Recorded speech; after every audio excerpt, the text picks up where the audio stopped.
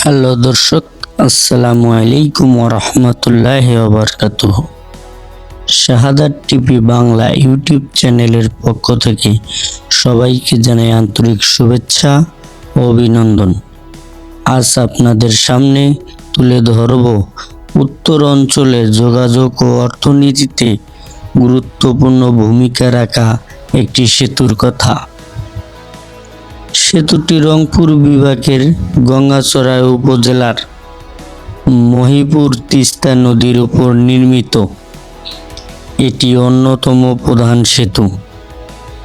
2012 সালের 20শে সেপ্টেম্বর এটি উদ্বোধন করা হয়, যা লালমনিরহাট ও রংপুর জেলার মধ্যে যোগাযোগের স্থাপন করে।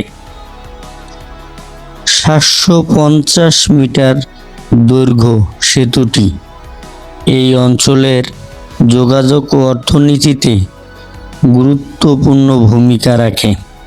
সেতুটির স্প্যান সংখ্যা রয়েছে 15টি এবং পিলার সংখ্যা 16টি।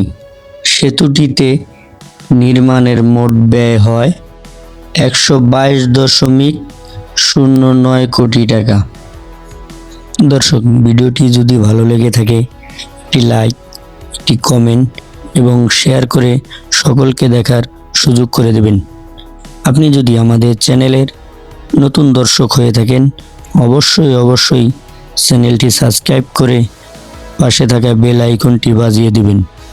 ধন্যবাদ আপনাদের সকলকে।